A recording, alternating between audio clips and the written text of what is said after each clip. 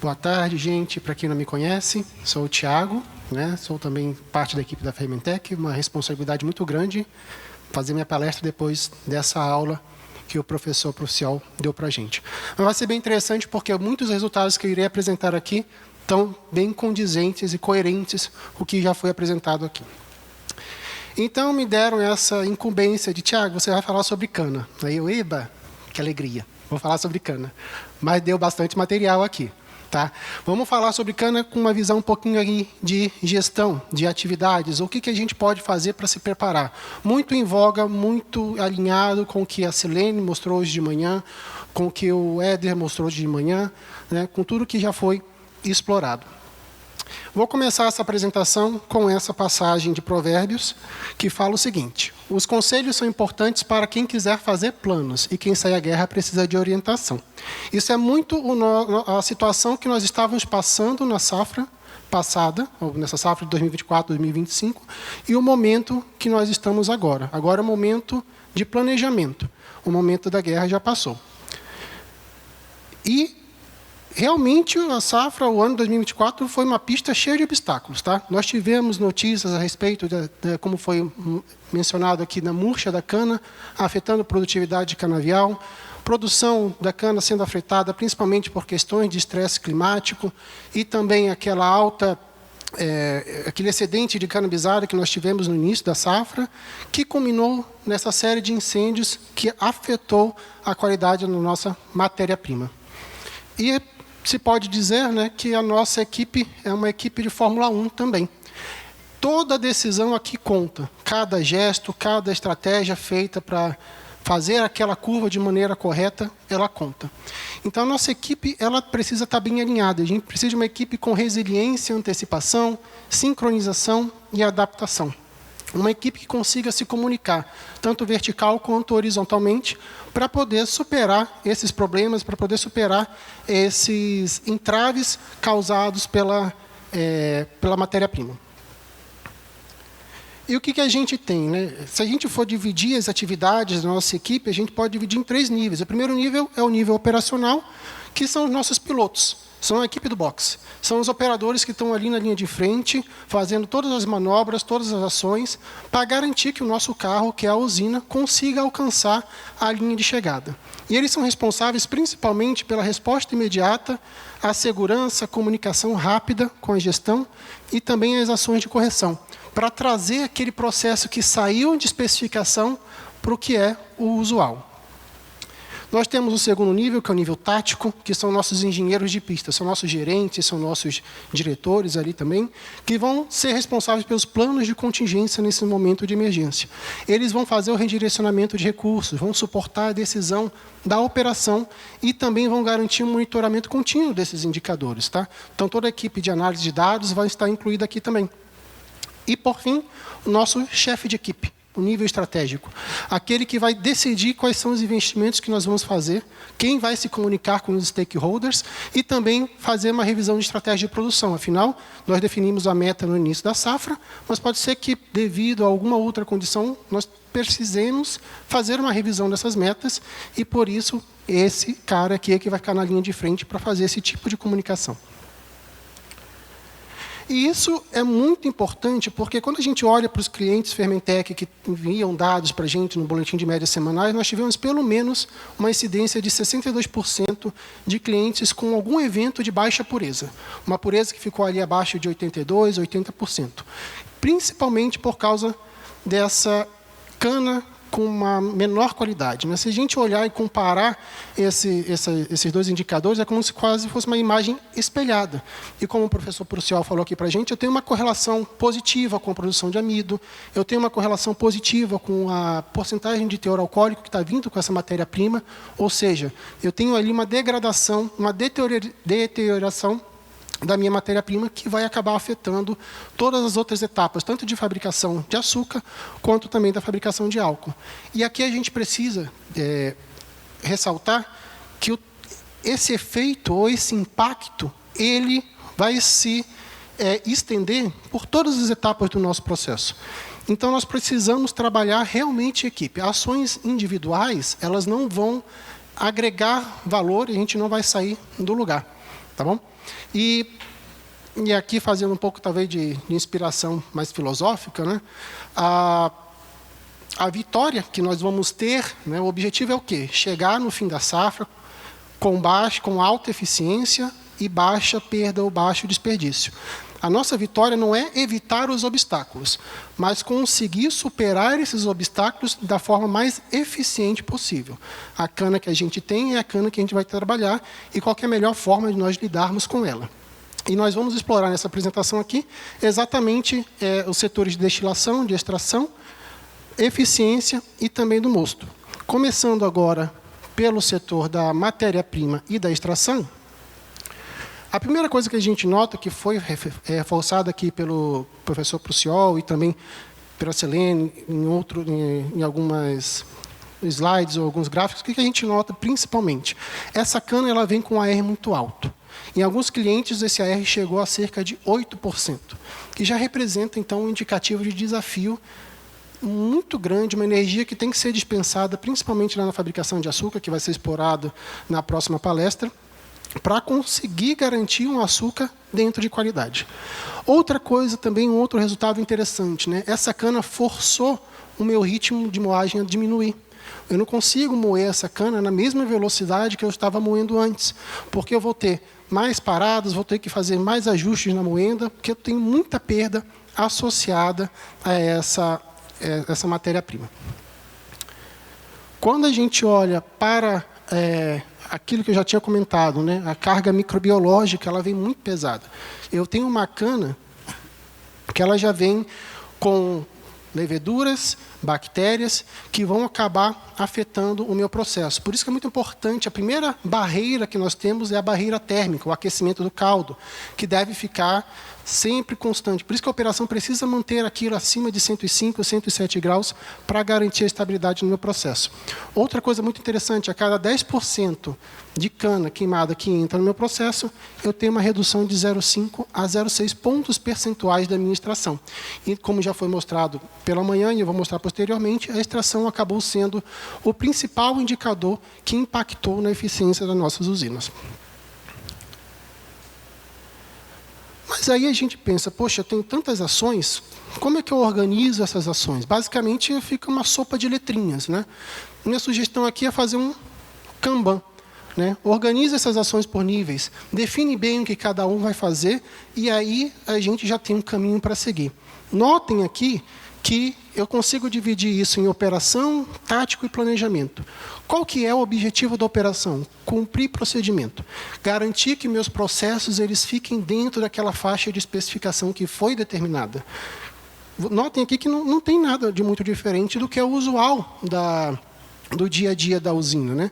Manter a imbebição, manter a temperatura de imbebição. O que tem de diferente para a gente? Uma dosagem de bactericida, porque, nesse caso, vou ter uma carga microbiológica maior, uma imbebição adicional na esteira de cana para garantir essa extração. Em relação ao nível tático, né, como o professor acabou de mostrar para a gente precisa mesclar essa cana. É a mesma estratégia utilizada para a cana bisada, né? Um limite ali de 40% é aceitável, mas quando se nota o efeito ou o impacto dessa cana, eu posso reduzir para 25% a 30% ou menos dessa cana de uma menor qualidade. E também, se possível, não é a realidade de todas as usinas, mas dedicar uma moenda somente para o processamento dessa cana. E quando a gente fala do nível estratégico, é principalmente investir em novas tecnologias, como foi falado pelo Éder pela manhã, né? Fazer um NIR na esteira ou no bagaço, ter uma extração online, utilizar outras tecnologias para que eu possa ter uma atuação mais rápida da minha equipe e garantir que eu faça moagem de cana durante o ano todo. Partindo agora para a destilaria, o que a gente tem? A primeira coisa, como já foi falado, aumento da acidez do mosto. Esse aumento da acidez do mosto vai vir muito atrelado a essa contaminação na fermentação, exige um maior número ou uma intensidade maior do uso de antibióticos. E outra coisa interessante que acontece, como eu alterei o meu mix, eu vou ter mais problemas de controle de temperatura. Por quê, Tiago? Muitas usinas não foram dimensionadas para esse mix que foi forçado a ser utilizado no final da safra. Então, eu tenho mais problemas de controle de troca térmica. A qualidade da água também vai afetar muito essa capacidade de processamento. E aí, acontece, eu tenho maior contaminação e preciso dosar melhor os meus antibióticos. Quando a gente olha, por exemplo, para a concentração do levedo, essa cana deteriorada, ela vai exigir muito dos nossos equipamentos de tratamento de caldo, vai vir com mais impurezas, como eu falei, vai aumentar a contaminação do mosto e também vai ser uma porta de entrada, um prato feito para as leveduras floculantes. E aí, eu tenho dificuldade de concentrar na centrífuga. E o que eu vou precisar fazer? Muitas vezes eu vou precisar diluir o fermento, né? Vou colocar mais água no meu processo. E às vezes falta água, eu não consigo nem alcançar a embebição que eu preciso, porque eu estou tirando a água da embebição para colocar, por exemplo, no meu filtro prensa. Então eu fico fazendo esse jogo, que vai ser também explorado pelo Guilherme, de qual que é a melhor forma de utilizar água durante toda a safra. E outro resultado interessante também, né, que muitos devem ter visto aqui, a Silene também mostrou a capacidade das leveduras personalizadas de resistir ao impacto dessa entrada de matéria-prima. Outras não conseguiram resistir tanto, porque a qualidade do mosto deteriorou, tem uma condição de estresse adicional, não consigo concentrar tão bem na centrífuga, estou voltando mais vinho, estou usando mais ácido, meu mosto já está com pH baixo, tenho fermentações que atingiram 3,7 de pH, acabo afetando a minha viabilidade. E aí, eu preciso aliviar, sou obrigado a aliviar o uso do ácido nesse tratamento e aumentar o uso do antibiótico, principalmente para quem está produzindo álcools especiais, né? Já que há uma correlação boa entre isopropanol, contaminação e outros álcools também que podem estar correlacionados a essas contaminações. E um outro resultado interessante, vocês estão vendo aqui perda de etanol na vinhaça e perda de etanol na flegmassa. O que isso tem a ver com cana queimada? Está afetando diretamente? Afeta, de certa forma, a produção de álcool, porque eu causo instabilidade na alimentação das minhas colunas. Eu não tenho uma alimentação constante. Ora, eu tenho uma alimentação muito baixa de vinho para o meu aparelho, ora, eu tenho uma alimentação muito alta porque eu mudei o meu mix de produção. Então, eu vou exceder a capacidade de absorção desse vinho pelos meus aparelhos de destilação. E outra coisa que acontece muito também, degasagem mais quente. Como a gente já falou aqui no Fermentec, já mostrou aí muitos resultados, degasagens acima de 45 graus também são fontes de perdas do processo, são fontes de perda do álcool. E aí, por falta de água ou má qualidade dessa água, que está lá na torre de resfriamento, eu acabo perdendo capacidade de troca térmica. Então, como é que a gente faz? Vamos fazer um outro Kanban. Vamos definir quais são as ações, quais são as atitudes que cada nível deve ter para garantir um bom funcionamento da nossa usina.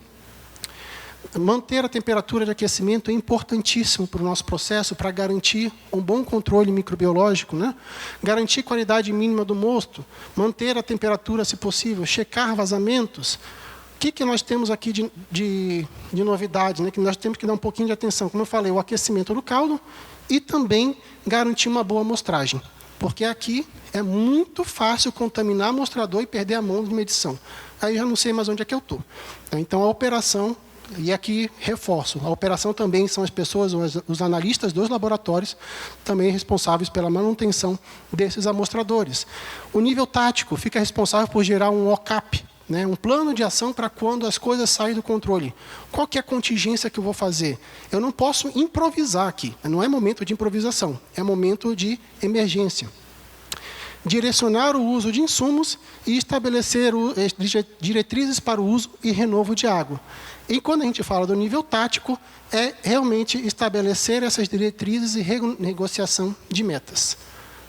Mudando um pouco esse Kanban também, continuando ele, né, nós temos que garantir a qualidade de água de resfriamento, que também são importantes para controle dessas temperaturas.